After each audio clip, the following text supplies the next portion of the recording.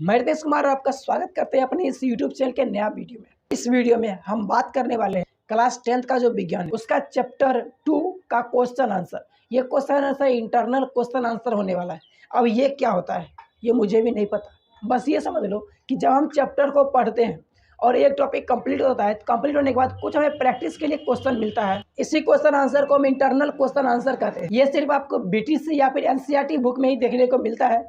अगर कोई साइट से बुक पढ़ रहे हो तो उसमें आपको ये देखने को नहीं मिलेगा, या मिल भी सकता है, मुझे पता है। इसके पिछले वीडियो में हमने चैप्टर 1 के सारे क्वेश्चन आंसर को सॉल्व किया था। अगर आपने ये नहीं देखा है तो जाकर के आप देख सकते हैं, लिंक वीडियो के डिस्क्रिप्शन में दिया हुआ है। इस वीडियो में जितना क्वेश्चन आंसर हो सके सॉल्व करने की कोशिश करेंगे। अगर वीडियो ज़्यादा लंबा होने लगेगा तो हम वीडियो को 2 पार्ट में डिवाइड कर देंगे। तो चलिए वीडियो को स्टार्ट करते हैं और देखते हैं क्वेश्चन आंसर को।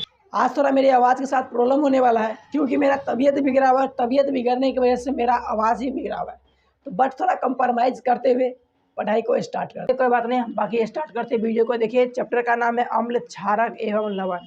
इसमें हम अम्ल यानी एसिड के बारे में पढ़ेंगे, क्षारक यानी कि बेस के बारे में पढ़ेंगे, और लवण, ठीक है, लवण सॉल्ट, इसके बारे में पढ़ेंगे। देखिए, हमारे सामने सबसे पहला क्वेश्चन है, आपको 3 परख नलियाँ दी गई है।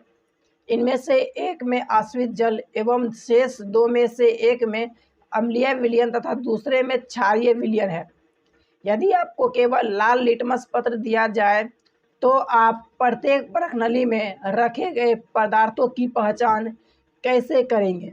यानी कि हमें भाई पदार्थ को पहचानना है, और जो कि लिटमस पत्र के माध्यम से पहचानेंगे, और जो विलयन है वो कितना है, वो 3 परख नली में दिया गया है।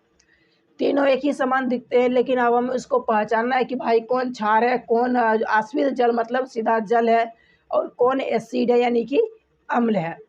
देखिए, इसके लिए कुछ मतलब स्टेप को फॉलो करके आप इसको पता कर सकते हो, बट हम लिखेंगे कैसे इसके बारे में जानते हैं। देखिए, यहाँ पर दिया हुआ है, नीले लिटमस पत्र को अम्लीय विलयन लाल कर देता है। जो नीला लिटमस पत्र होता है, अगर उसको हम एसिड में दे देंगे तो उसका रंग कैसा हो जाएगा, लाल हो जाएगा। जबकि लाल लिटमस पत्र को क्षारीय विलयन नीला कर देता है। कैसा होता है, वो नीला कर देता है। अतः एक लाल लिटमस पत्र की मदद से निम्नांकित तरीके से विलयनों की पहचान की जा सकती है। यानी अगर मुझे एक लाल लिटमस पत्र मिल जाए तो उसी के हेल्प से हम विलयन का पहचान कर सकते हैं कि कौन अम्ल है, कौन क्षार है, और कौन आश्रित जल यानी कि सीधा जल है। तो इसके लिए सबसे पहला स्टेप है, हम लाल लिटमस पत्र को बारी बारी से सभी परख नलियों में डुबाएंगे। किसके अंदर, जो विलयन दिया गया है उसके अंदर। जिस विलयन में लाल लिटमस पत्र में डुबाने से, जिस विलयन में लाल लिटमस पत्र, यहाँ में नहीं होगा, ठीक है, लाल लिटमस पत्र डुबाने से लिटमस पत्र का रंग नीला हो जाता है, वह विलयन क्षारीय है। क्योंकि हम जानते हैं जो लाल लिटमस पत्र है, अगर उसको हम क्षार में डुबाएंगे तो वो क्या हो जाएगा, नीला हो जाएगा। तो वही तो है, जिस विलयन का अगर ये पावर हो कि वो लाल लिटमस पत्र को नीला कर दे, यानी कि वो विलयन क्या है, वो विलयन क्षारीय है। तो पहले तो इससे पता चल जाएगा। अब हमारा जो लिटमस पत्र है वो नीला हो चुका है। अब देखिए आगे क्या करेंगे। अब देखिए, इसके नेक्स्ट स्टेप में हम क्या करेंगे। तो यहाँ पे अब लिटमस पत्र नीला हो गया है, फिर इसे बचे हुए 2 विलयन में बारी बारी से डुबाएंगे। जिसमें लिटमस पत्र का रंग लाल हो जाएगा वह अम्लीय विलयन है। तो इस तरह से आप ये जान सकते हो कि कौन से विलयन में लिटमस पत्र नीला से लाल रंग में बदल गया। जिसमें बदल गया वह विलयन कैसा है, वो विलयन अम्लीय है। अब देखिए, हमें 2 विलयन का पता चल चुका है, एक अम्ल और दूसरा क्षार का। तो अब जब 2 पता चल ही गया तो तीसरा जो बचेगा वो कौन सा विलयन होगा, वो हो जाएगा आश्रित जल। नहीं तो आप इसको परीक्षण भी कर सकते हो। अब इसमें अगर आप लिटमस पत्र को दीजिएगा ना, चाहे नीला लिटमस पत्र हो या लाल लिटमस पत्र हो, उसमें कोई भी परिवर्तन नहीं होगा। तो इससे आप ये जान सकते हैं कि भाई कौन सा विलयन जो है वो आश्रित जल है, ठीक। लेकिन आप इसको इस तरह से भी लिख दो, यानी अब जो विलयन बच गया वह आश्रित जल है, ठीक। अब इसके बाद देखिए, नेक्स्ट हमारा फिर से 1 नंबर क्वेश्चन है। ये कैसे हो गया, तो ये इसीलिए हो गया क्योंकि ये जो है ना, ये दूसरा टॉपिक का क्वेश्चन आंसर है, ठीक है। वो चैप्टर के बीच में से ही है, लेकिन वो दूसरा टॉपिक जब चेंज होता है ना, तो वहाँ से क्वेश्चन आंसर दिया गया है। उसको हम देखते हैं फिर से अब 1 नंबर में। तो ये है, पीतल एवं तांबे के बर्तनों में दही एवं खट्टे पदार्थों को क्यों नहीं रखने चाहिए।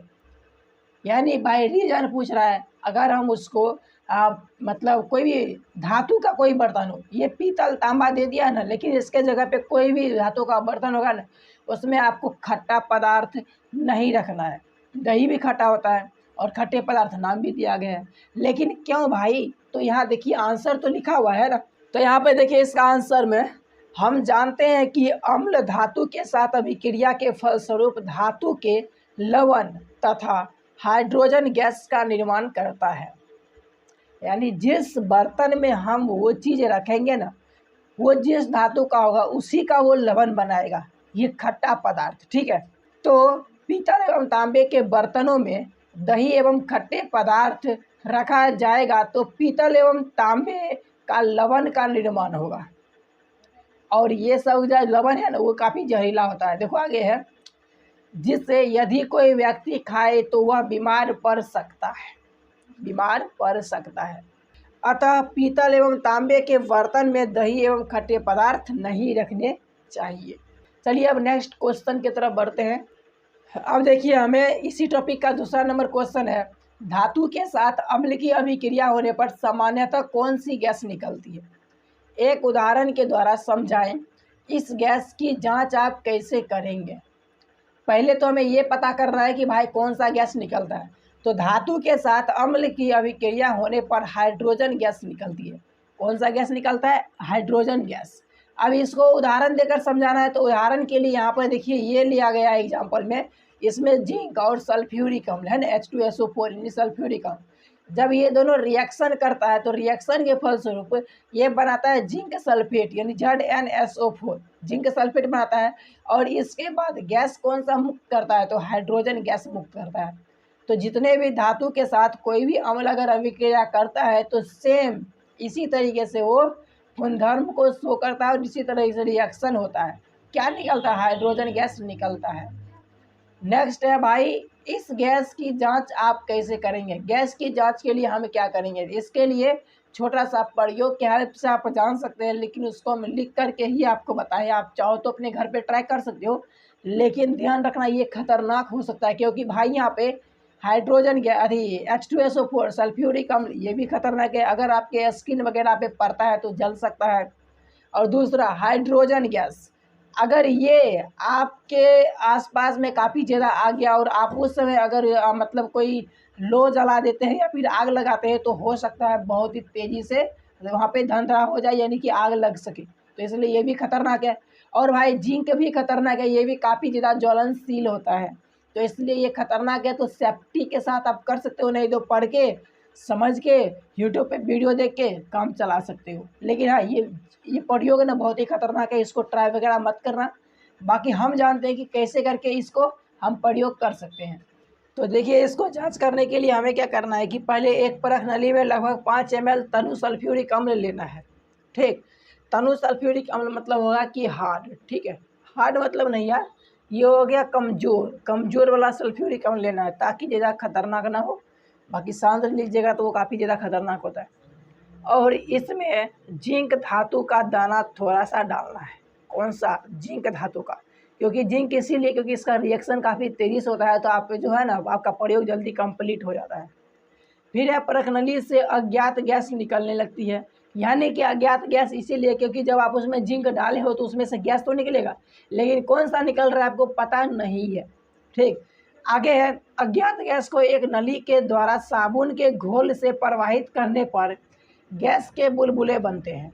हाँ, यानी जब साबुन के घोल में डालोगे उस गैस वाले पाइप को तो वो सब ना जमा होकर के बुलबुला बनेगा। अब आगे देखिए क्या है, बुलबुले के पास जलती मोमबत्ती ले जाने पर फट फट ध्वनि के साथ दहन होता है। यानी जो आवाज़ निकलेगा चीट चीट करके फट फट करके, और वहाँ पे लो भी जलेगा, तो वही है भाई हाइड्रोजन गैस। तो निष्कर्ष में इससे पता चलता है कि बुलबुले में हाइड्रोजन गैस था। तो ऐसे करके आप प्रयोग कर सकते हो और जान सकते हो कि कोई भी अगर एसिड से धातु के साथ रिएक्शन होता है तो हाइड्रोजन गैस ही मुक्त होता है। चलिए अब नेक्स्ट क्वेश्चन देखते हैं। अब इसी टॉपिक का देखिए 3 नंबर क्वेश्चन है, कोई धातु यौगिक ए तनु हाइड्रोक्लोरिक अम्ल के साथ अभिक्रिया करता है तो बुदबुदाहट उत्पन्न होती है। इससे उत्पन्न गैस जलती मोमबत्ती को बुझा देती है। यदि उत्पन्न यौगिकों में एक कैल्शियम क्लोराइड है तो इस अभिक्रिया के लिए संतुलित रासायनिक समीकरण लिखिए। संतुलित रासायनिक समीकरण के लिए हमें पता होना चाहिए कि अभिकारक क्या है और प्रतिफल क्या है। ये दोनों चीज़ जब पूरा का पूरा पता होगा तभी हम किसी का भी संतुलित रासायनिक समीकरण लिख सकते हैं। तो देखिए, हमें इसका संतुलित समीकरण लिखने के लिए हम इस तरह से स्टेप को फॉलो करके अभिकारक का पता लगा सकते हैं कि अभिकारक आखिर क्या है, जिससे हम संतुलित रासायनिक समीकरण लिख पाएंगे। तो देखिए, जब अभिकारक ना मतलब देखिए है जब अभिक्रिया होता है तो उत्पन्न गैस जलती मोमबत्ती को बुझा देती है, अर्थात गैस जो है वो क्या है, कार्बन डाइऑक्साइड है, और उत्पन्न यौगिक में से एक कैल्शियम क्लोराइड है यानी CaCl2 है। अतः धातु यौगिक ए, जो धातु यौगिक ए है वो कौन सा है, कैल्शियम कार्बोनेट है, क्योंकि कैल्शियम कार्बोनेट के साथ जब रिएक्शन होता है ना, ठीक है, तभी क्या होता है, तभी बनता है कैल्शियम क्लोराइड और कार्बन डाइऑक्साइड बनता है। इसके साथ में और भी चीज़ होता है जो जल होता है, ठीक है, क्योंकि जब कैल्शियम कार्बोनेट तनु हाइड्रोक्लोरिक अम्ल के साथ अभिक्रिया करता है तो अभिक्रिया बुदबुदाहट के साथ होती है और कार्बन डाइऑक्साइड गैस उत्पन्न होता है। ठीक, तो इस तरह से हमें पहले ये पता चल गया कि कैल्शियम कार्बोनेट यौगिक ए का नाम है। ठीक, और फिर इसके बाद उसी का रिएक्शन हमें कहा जा रहा था कि हाइड्रोक्लोरिक अम्ल के साथ हो रहा है, तो पहले तो कैल्शियम कार्बोनेट ये हो गया और इसका रिएक्शन हाइड्रोक्लोरिक अम्ल के साथ जब होता है तो देखिए इस तरह से रिएक्शन हुआ है तो बनता है कैल्शियम क्लोराइड, जो कि हमें कहता है कि उत्पाद में से क्या एक कैल्शियम क्लोराइड है। और इसके बाद जो मोमबत्ती बुझाता है वो कौन बुझा रहा है, जो कार्बन डाइऑक्साइड बुझा रहा है। ठीक है, तो ये दोनों चीज़ तो मिल गया, और तीसरा जो उत्पाद बनता है वो क्या है, वो जल बन जाता है। तो यही चीज़ है, यही है भाई इसका समीकरण। और संतुलित करने के लिए हम बस इधर 2 लगा देंगे HCl के पहले और ये समीकरण संतुलित हो चुका है। इधर कैल्शियम भी 1 तो कैल्शियम भी 1, कार्बन यहाँ 1 तो इधर कार्बन 1, ऑक्सीजन यहाँ 3 तो यहाँ पर देखिए 2 और 1 3 हो गया ऑक्सीजन, यहाँ 2 को हाइड्रोजन तो 2 को हाइड्रोजन, क्लोरीन यहाँ पे 2 को है ना 2 को, तो यहाँ पर भी हो गया 2 को क्लोरीन। तो इस तरह से संतुलित समीकरण हो गया ना।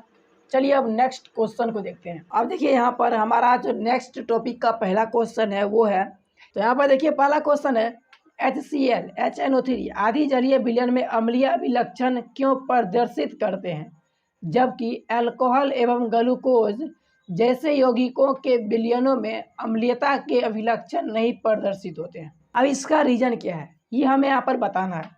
यहाँ पर देखिए इसका आंसर में हम देखेंगे, एक चीज़ समझ लीजिए सीधा, अगर हाइड्रोजन दे रहा है वो जल के अंदर तब वो अम्ल है, और अगर हाइड्रोजन नहीं दे रहा है तो वो अम्ल नहीं है।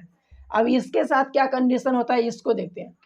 यहाँ देखिए है, अम्लीय अभिलक्षण प्रदर्शित करने के लिए अम्ल जलीय विलयन में हाइड्रोजन आयन मुक्त करते हैं। वही चीज़ है जो हमने अभी आपको बताया, HCl HNO3 जलीय विलयन में हाइड्रोजन आयन मुक्त करते हैं, इसलिए ये अम्लीय अभिलक्षण प्रदर्शित करते हैं। परंतु अल्कोहल एवं ग्लूकोज जैसे यौगिक जलीय विलयन में हाइड्रोजन आयन मुक्त नहीं करते हैं, और जब हाइड्रोजन आयन मुक्त नहीं करेगा तो क्या हो जाएगा, जिसके फलस्वरूप यह अम्लीय अभिलक्षण प्रदर्शित नहीं करते हैं। ठीक, यही रीजन है। अगर जल में हाइड्रोजन दे रहा है, हाइड्रोजन आयन दे रहा है तब वो अम्ल है, और अगर वो हाइड्रोजन आयन नहीं दे रहा है जल में तब वो अम्ल नहीं है। ठीक है, यही रीजन होता है इसका। अब देखिए उसी टॉपिक का दूसरा क्वेश्चन है हमारा, अम्ल का जलीय विलयन क्यों विद्युत का चालन करता है। तो इसको भी सिंपल भाषा में समझ लीजिए, जिस विलयन में हाइड्रोजन मुक्त रहेगा, यानी उस विलयन में हाइड्रोजन आयन हो, या फिर अगर हाइड्रोजन आयन नहीं रहेगा कोई बात नहीं है, लेकिन आयन होना चाहिए, क्योंकि आयन के मदद से ही बिजली एक जगह से दूसरे जगह पर जा पाता है। ठीक, अब देखिए इसका क्या आंसर है। इसमें विद्युत का चालन के लिए जलीय विलयन में आयन का होना आवश्यक है, और अम्ल का जलीय विलयन में हाइड्रोजन आयन होता है, यानी आयन के रूप में क्या है, यहाँ पर हाइड्रोजन आयन है, जिसके फलस्वरूप अम्ल का जलीय विलयन विद्युत का चालन करता है। यही मेन रीजन है। एक चीज़ और जानते हैं, जानिएगा कि एक जल रहेगा ना, उसमें विद्युत का चालन हो रहा है, ठीक है। लेकिन अगर उसमें नमक हम मिला देते हैं तो और ज़्यादा अधिक तेज़ी से विद्युत का चालन होने लगता है।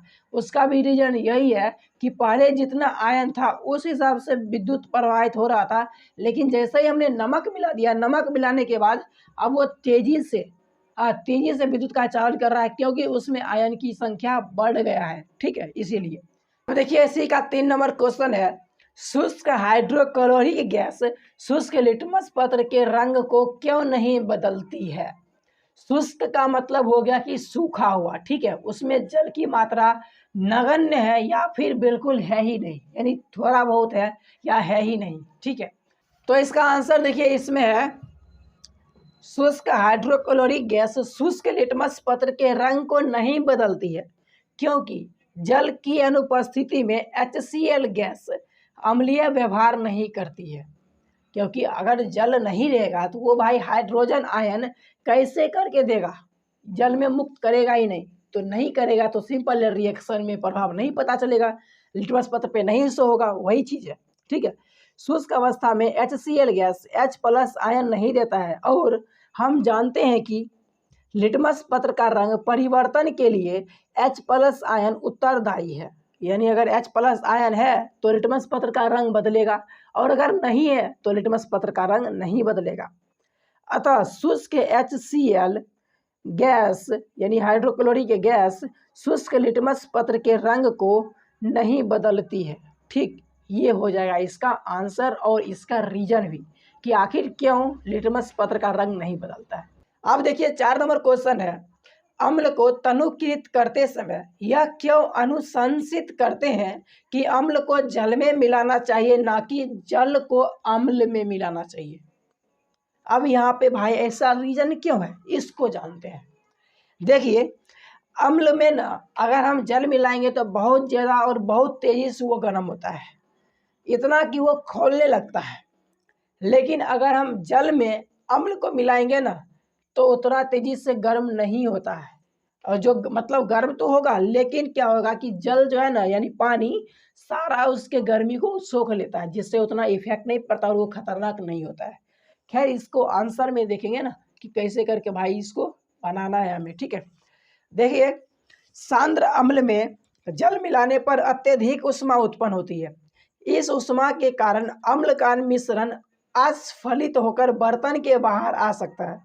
कौन सा बर्तन जिसमें अम्ल रखा हुआ है, ठीक है, उससे बाहर वो छिलक सकता है, क्योंकि भाई गर्मी होगा, और जैसा ही उसमें पानी देंगे ना तो बहुत ज़्यादा वो हीट होगा, और हीट होने के बाद वो उबल करके बाहर फेंका जा सकता है, वही चीज़ है। या अत्यधिक उष्मा के कारण कांच के बर्तन भी टूट सकता है। सोच सकते हो कि भाई कितना ज़्यादा गर्म हो जाता है। परंतु जल में अम्ल को थोड़ा थोड़ा मिलाने से उत्पन्न उष्मा जल द्वारा अवशोषित कर लिया जाता है, अतः यह सुरक्षित होता है। इसलिए जल में अम्ल को मिलाना चाहिए, ना कि अम्ल को जल में, ठीक है। यानी कि भाई एसिड में जल ना दें, जल में एसिड को दें तो सही रहेगा, ठीक। चलिए अब 5 नंबर क्वेश्चन देखते हैं। देखिए 5 नंबर क्वेश्चन है, अम्ल के विलयन को तनुकृत करते समय हाइड्रोनियम आयन यानी H3O+, ये जो है हाइड्रोनियम आयन का सूत्र है, की सांद्रता कैसे प्रभावित हो जाती है। यानी जब एसिड को हम यानी पतला करते हैं, ठीक है, पहले से गाढ़ा अब पतला हो रहा है, तो उसमें हाइड्रोनियम आयन कैसे करके अपना रंग रूप चेंज करता है, जिसकी वजह से अम्ल जो है वो तनु बन जाता है। तो देखिए अम्ल के विलयन को तनुकृत करने पर जल अर्थात विलयन की मात्रा अधिक हो जाने के कारण हाइड्रोनियम आयन H3O+ की सांद्रता घट जाती है। इसी के वजह से तो कोई भी अम्ल जो है वो मतलब सांद्र होता है और कोई तनु होता है, लेकिन जैसे हम उसमें पानी फेंटेंगे तब क्या हो जाएगा, H3O+ और ज़्यादा बढ़ जाएगा, ठीक है। और जैसे ही और ज़्यादा मतलब बढ़ नहीं जाएगा, घटेगा, क्योंकि पानी मिला रहे हैं ना, तो उसका आयतन तो बढ़ रहा है, लेकिन वो तो उतना लिमिट में ही है, एसिड तो लिमिट में ही है ना, तो इसीलिए क्या हो जाएगा, वो पतला बन जाएगा, यानी कि वो जो तनु बन जाएगा। सांद्र से तनु, सांद्र मतलब हो गया कि बहुत ही ज़्यादा, और तनु का मतलब हुआ बहुत ही कम, तो वही चीज़ है, वो क्या ज़्यादा से कम हो जाता है, इसीलिए क्या था विलयन तनु बन जाता है। तो वही है विलयन की सांद्रता, क्या होता है फार्मूला, विलय की मात्रा। विलय की मात्रा यानी जो हम मिला रहे हैं वो बटा बिलियन की मात्रा जो पहले से है वो पहले से क्या बिलियन में H2SO4 यानी मान लीजिए H2SO4 है और बिलियन में क्या है H2O है, तो ऐसे करके आप इसको बना सकते हो, ये इसका फॉर्मूला होता है। अब देखिए हमारा 7 नंबर क्वेश्चन है, जब सोडियम हाइड्रोक्साइड विलयन में अधिक के क्षारक मिलाते हैं तो हाइड्रोक्साइड आयन OH- की सांद्रता कैसे प्रभावित होती है। यानी अगर हम सोडियम हाइड्रोक्साइड में अधिक के क्षारक, यानी जो पहले तो भाई ये भी क्षार है, सोडियम हाइड्रोक्साइड एक ऑलरेडी क्षार है और इसमें अगर और भी क्षारक ही मिलाएंगे तो OH कैसे प्रभावित होगा, बढ़ेगा या फिर घटेगा, इसके बारे में पूछ रहा है।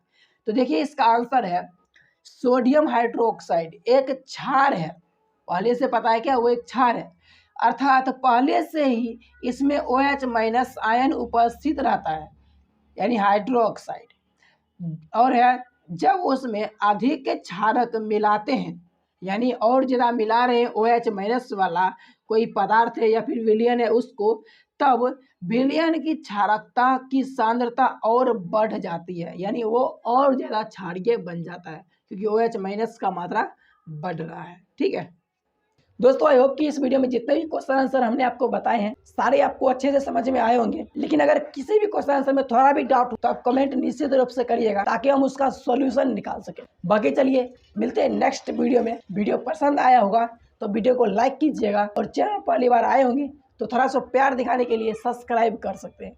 बाकी मिलते हैं नेक्स्ट वीडियो में, तब तक के लिए बाय बाय।